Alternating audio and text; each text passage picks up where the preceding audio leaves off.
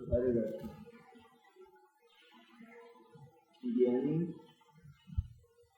वैराग्यवंत होने से कर्मों का अकर्ता और अभोक्ता है। ये प्रकरण कर्म को करता नहीं और कर्म को भोगता नहीं, यह तो मात्र अपने स्वभाव से उत्पन्न ज्ञान और आनंद का कर्ता भोक्ता है। यदि कर्ता भोक्ता की बात आगे सब है बाकी कहने की। ज्ञानी किसका कर्ता और किसका भोक्ता है? मात्र अपने ज्ञान और आनंद का कर्ता और भोक्ता है। सचमुच से वो कर्ता और भोक्ता ही नहीं,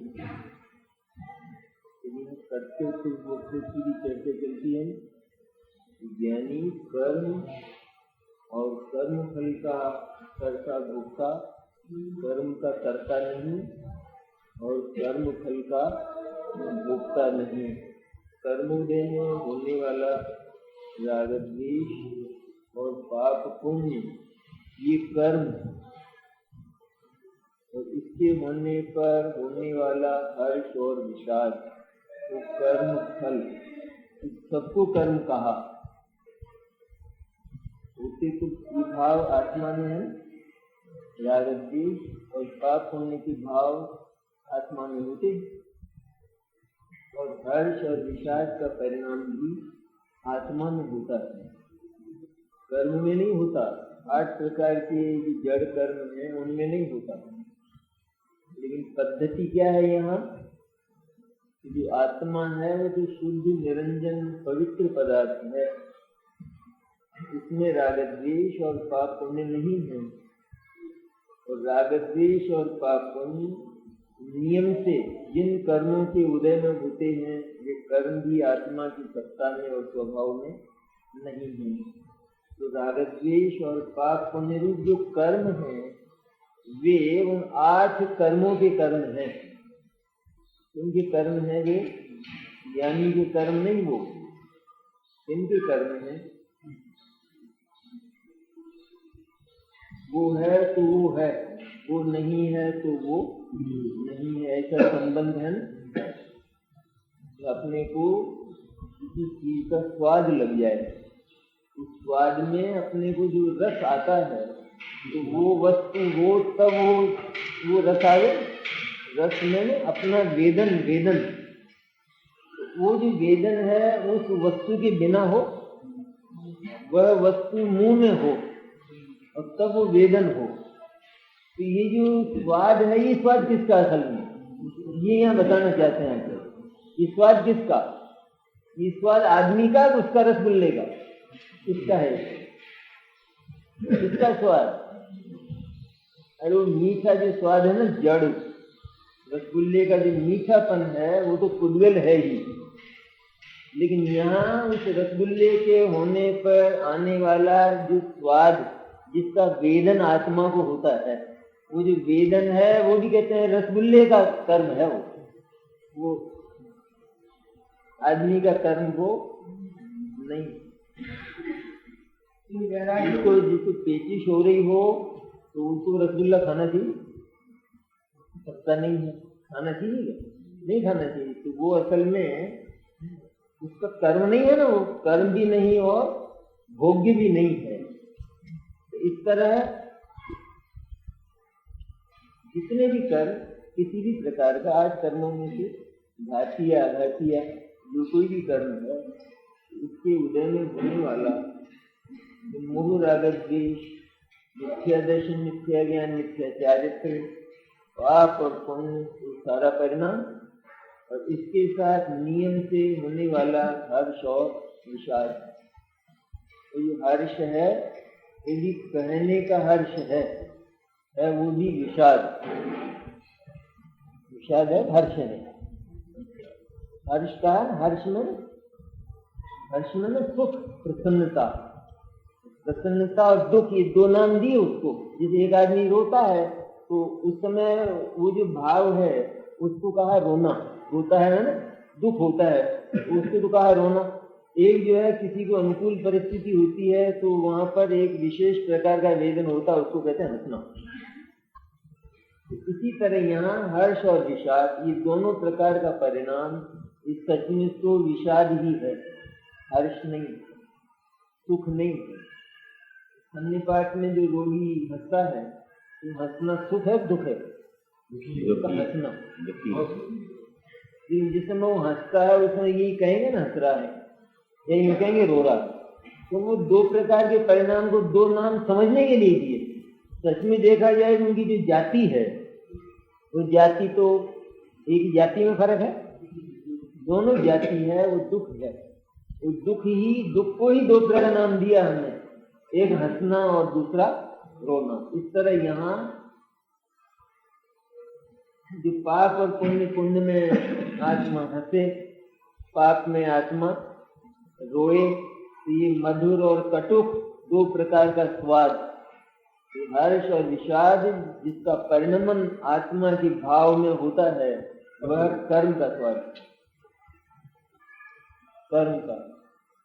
नीम के पत्ते खावे और कड़वापन लगे, और उस कड़वेपन में, उस कड़वेपन का वेदन दुख रूप। तो दुख किसका है? नीम का। मुंह का है? मुंह का नहीं है। क्यों? क्योंकि ये तो नीम के होने पर ये होता है। मुंह तो है सदा ही, पर वो कड़वा नहीं है सदा। कब होता है कड़वा? ये नीम का संयोग होता है तब कड़वा होता है। इसलिए ये कड़वापन और उसका वेदन खाली कड़वापन नहीं, कड़वापन तो वो पुद्गल है, लेकिन उसका जो कड़वा वेदन दुख, वो दुख भी क्या है? जो नीम का फल है। ये दोनों क्योंकि ज्ञानी इनसे विरक्त है। क्यों विरक्त है? क्योंकि आत्मा के स्वभाव में इनकी शून्यता है, पाप और पुण्य की और उसके फल में होने वाले सुख और दुख की आत्मा के स्वभाव में शून्यता है। और ज्ञानी ने आत्मा उस स्वभाव को जाना और माना। उस स्वभाव के साथ जिसने ममत्व किया, वह उसके अतिरिक्त अथवा उसके विपरीत और उससे भिन्न भावों के साथ वह ममत्व नहीं कर सकता। जब वह ममत्व नहीं कर सकता तो उसका कर्ता नहीं हो सकता। जब कर्ता नहीं हो सकता तो उसका भोक्ता नहीं हो सकता, और भोगता हुआ देखा जाता है तो लाचारी के कारण देखा जाता है। वैराग्य को प्राप्त संवेदन चाहिए पड़ती है, कोई चाहिए मुख्य रूप से सम्यक दर्शन की परिणति है ये निर्वेद, मुख्य रूप। क्यों? क्योंकि सम्यक दर्शन में अणुमात्र से अपना संबंध तोड़ दिया है। वैराग्य क्या है? किसको कहते हैं वैराग्य? अणुमात्र भी मेरा नहीं है, अणुमात्र से मेरा संबंध नहीं है। इस तरह अणुमात्र को भी ग्रहण करने का भाव जहाँ न हो आत्मा के लिए, तो वैराग्य है। उसका आदान प्रदान देखा जाए, इससे वैराग्य भंग नहीं होता। मुनिजन नहीं होते, आहार के प्रति भी वैराग्यवंत होते। आहार के प्रति जैसे हिरण घास चरता है, इस तरह मुनिराज आहार करते। जैसे जरा से खटके में वो छोड़कर बिल्ली नहीं भागेगी, बिल्ली नहीं भागेगी, खाती होगी कुछ तो। और हिरण जरा सा थोड़ा सा भी आहट हो और वो छोड़कर, उस हरी घास को छोड़कर भाग जाता है। तो मुनिजन ऐसा भी कोई अंतराय की शंका, वहां आहार छोड़ दे।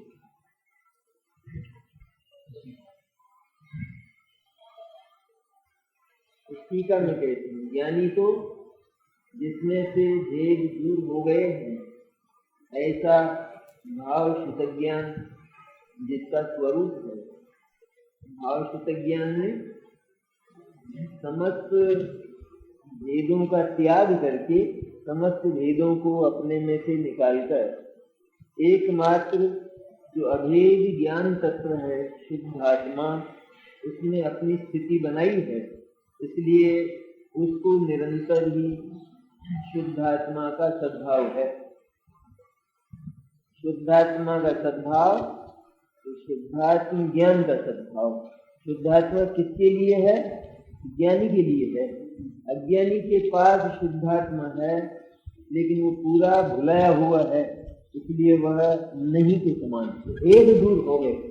ज्ञान का एक विकल्प ऐसा होता है भेदों में प्रवृत्ति करता है। मैं रागी, मैं द्वेषी, मैं सम्यक दृष्टि, सम्यक ज्ञानी, मैं सम्यक दर्शन का कर्ता, मैं अतीन्द्रिय आनंद का भोक्ता, मैं वर्तमान में आश्रय और बंध वाला, आश्रय और बंध का अभाव करके संवर निर्जरा के द्वारा मोक्ष जाने वाला इत्यादि। ये सब होता है नहीं। मैं मनुष्य, मैं तिर्यंश, मैं देव, मैं नारकी, ये ज्ञान में विकल्प होते हैं, होते हैं।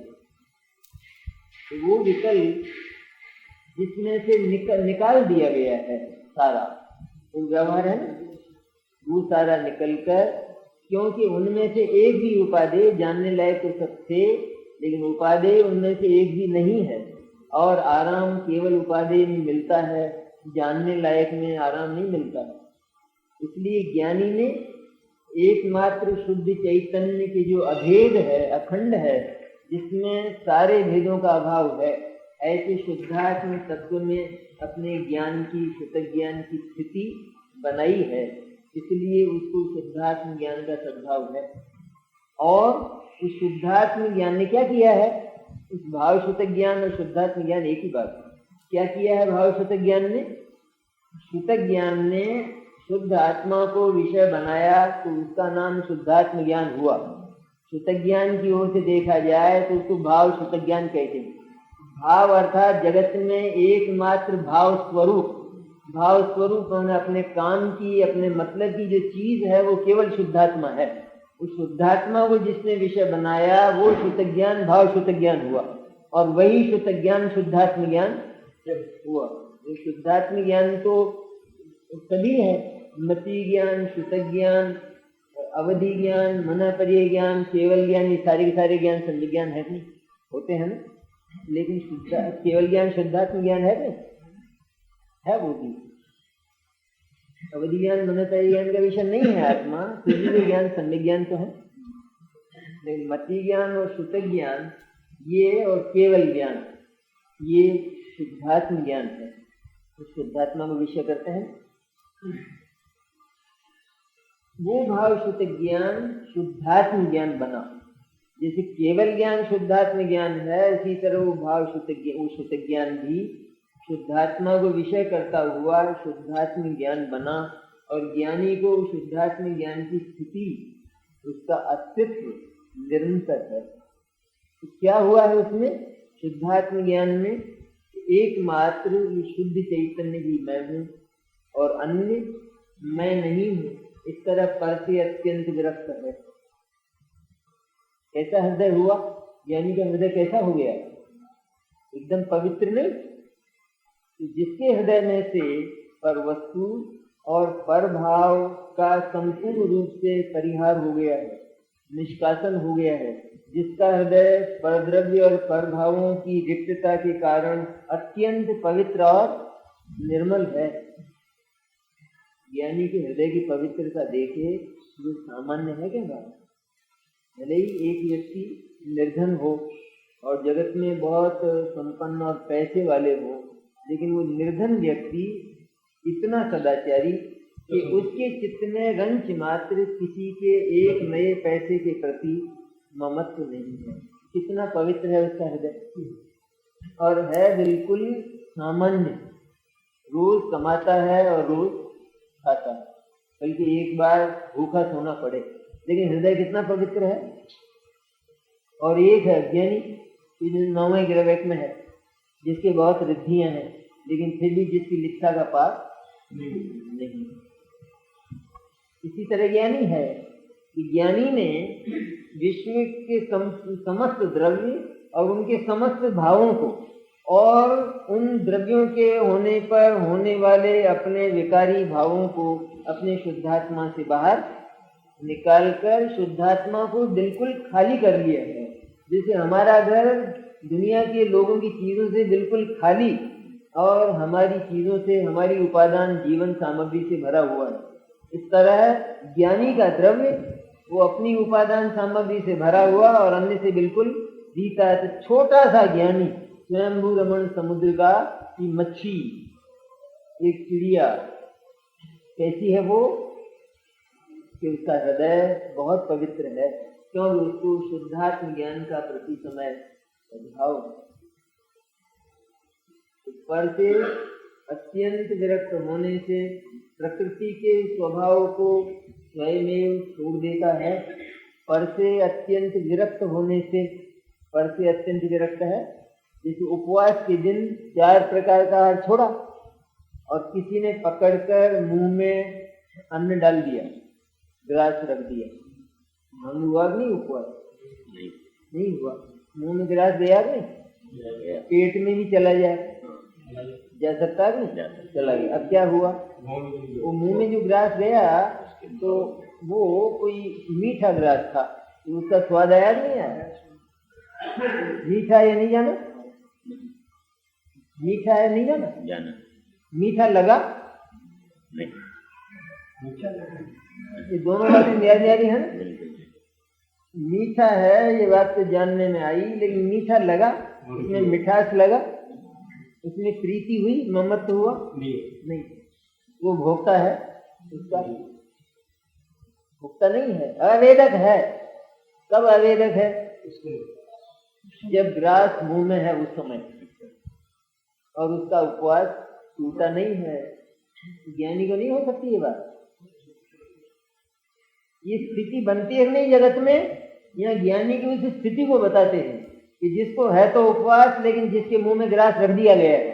ये ज्ञानी ठीक इसी प्रकार का है कि जो जिसको उपवास है, अर्थात जगत के अणु मात्र और उससे होने वाले राग द्वेष पाप पुण्य हर्ष विषाद, इनके प्रति जिसे तिलकुश मात्र भी ममत्व नहीं है, लेकिन फिर भी जैसे मुंह में ग्रास रखा गया है और उसके मिठास का ज्ञान होता है, इस तरह यहाँ कर्म बाकी है, उनके अनुसार हर्ष विषाद पाप और पुण्य का भाव होता है, लेकिन ये ज्ञानी उनका स्वाद जानता हुआ है, जानता है लेकिन लेता नहीं। उनके स्वाद में इसकी आसक्ति नहीं होती। इस तरह छोड़ा है तो वैरागी हुआ नहीं? नहीं हुआ वैरागी। पर से अत्यंत विरक्त होने से, आत्यंतिक विरक्तता है जगत से, इसलिए प्रकृति के स्वभाव को स्वयं छोड़ देता है। प्रकृति के स्वभाव को स्वयं वहां तो स्वयं नहीं छोड़ता था, कौन? अभव्य, और ये स्वयं छोड़ देता है। कोई छुड़ाए तो आपत्ति है?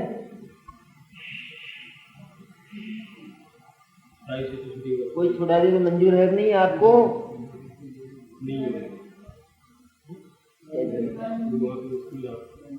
अच्छा ही किया था,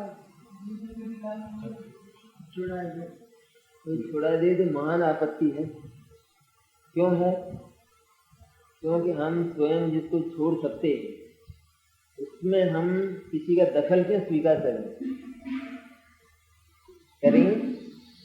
कोई अगर छुड़ाता है तो कर्म का स्वाद है, क्योंकि वहां पर पराधीनता का वेदन है संपूर्ण रूप से कि जब आत्मा उस अज्ञान को स्वयं छोड़ सकता है तो उसमें किसी दूसरे का हस्तक्षेप बर्दाश्त नहीं। परतंत्रता है वो, और वो परतंत्रता का नाम तो बंधन और संसार है। वो मोक्ष है क्या? वो छुड़ा दे।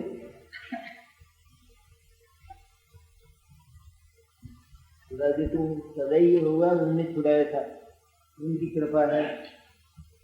ये जो कृपा है, कृपा का वेदन सुख है। कृपा का वेदन सुख है, दुख है? भगवान कृपा का वेदन करते हैं नहीं करते? निगुरे होंगे फिर भगवान, कृतज्ञ होंगे भगवान।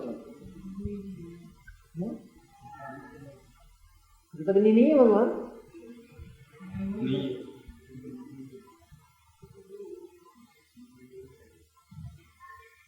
कृतज्ञ किसको कहते हैं? एक एहसान नहीं मानने वाला, और दूसरा पापों का नाश करने वाला, कौन से कृतज्ञ है भगवान? और एहसान मानने वाले हैं। भगवान में दोनों प्रकार की कृतज्ञता है।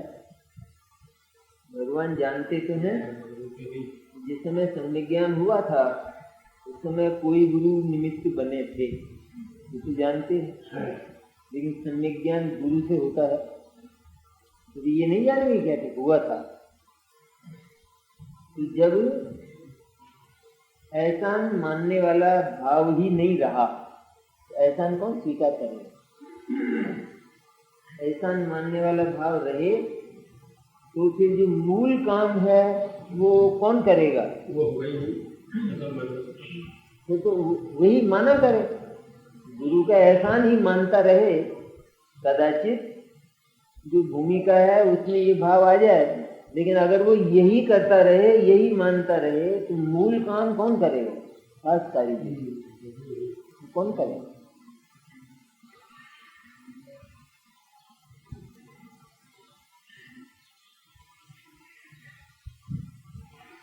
जो लोग अधिकारी हो जाते हैं ना, अधिकारी जज हो जाते हैं, मजिस्ट्रेट हो जाते हैं, ये भी किसी के पढ़ाए हुए होते हैं, नहीं होते?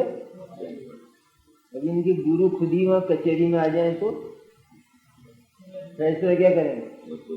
जो न्याय होगा वही। अब वो गलत हो, अपने गुरु गलत नहीं होते हैं, वो नहीं, एक प्रकरण खाली केवल उनकी जो निष्पक्षता है वो उदाहरण में, अपने गुरु को ऐसे ज्ञानी वहाँ ऐसा करें कोई गंदा काम, वो नहीं, लेकिन लौकिक गुरु सभी उसके पढ़ाए हुए तो होते ही, उससे कोई कार्य हो जाए इस तरह का और वो कोर्ट में उपस्थित हो, वो उनका शिष्य फैसला क्या देगा? क्या ऐसा नहीं मानेगा? ऐसा नहीं मानेगा, कुर्सी से नहीं उतार देना चाहिए इसको।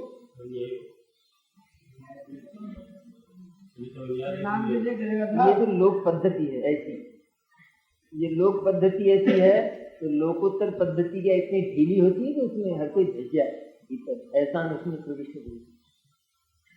और ये किसने सिखाया था? गुरु ने सिखाया था ना, कुर्सी पर बैठकर अन्याय मत करना, निष्पक्ष रहना बिल्कुल। अब वो गुरु खुद ही आ गए तो क्या करूं? गुरु जी कहते हैं बोलो न्याय करो, अन्याय करो। आते कुर्सी से उठे नहीं सीधा, ऐसी स्थिति होती है। ज्ञान नहीं है उसको कि मेरे को पढ़ाया था, ज्ञान तो है, ध्यान भी रखे।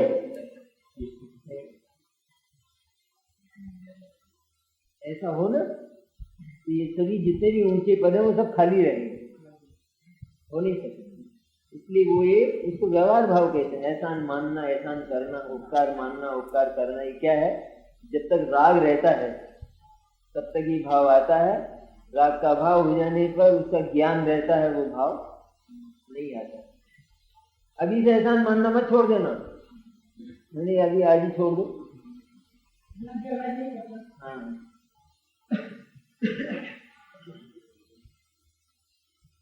इसलिए पर से अत्यंत विरक्त होने से प्रकृति के स्वभाव को स्वयं ही छोड़ देता है। इसलिए उदय में आए हुए अमधुर या मधुर कर्म फल को ज्ञाता पने के कारण मात्र जानता ही है। काटने बिच्छू काटता है ना, बिच्छू, तो बिच्छू के काटने से जो कष्ट होता है उसे बिच्छू का कष्ट कहते हैं। क्या कहते हैं? आदमी का कष्ट कहते हैं। किसके नाम से पुकारते हैं उसको? वो जो काटा हुआ है उसको बिच्छू का दंश, और जो दुख है उसको किसका दुख कहते हैं? आदमी का नहीं कहते। आदमी का दुख, आदमी का दुख, बिच्छू का दुख, क्योंकि वो उसका संबंध है ना एकदम, तो वो इसके होने पर ही होता है। इस तरह यहाँ मधुर और कटुक, ये दो प्रकार की प्रकृति वाले जो कर्म हैं उनका जब उदय होता है उसके अनुसार मधुर और कटुक भाव आत्मा में होता है। और जो ज्ञानी है वो कर्म से अत्यंत विरक्त होने के कारण उसके उदय में होने वाले जो भाव, उसका स्वाद उससे भी अत्यंत विरक्त है। इसलिए सचमुच तो वह उसको जानता ही, भोगता अवश्य। किंतु ज्ञान के होने पर परद्रव्य को अहम रूप से अनुभव करने की अयोग्यता होने से ज्ञानी भी अयोग्य है, कमजोर है ना। तो परद्रव्य को अहम रूप से अनुभव नहीं करता, और अज्ञानी बहुत बलवान है, ये परद्रव्य में अहम करता है और एक को भी अपना नहीं बना पाता।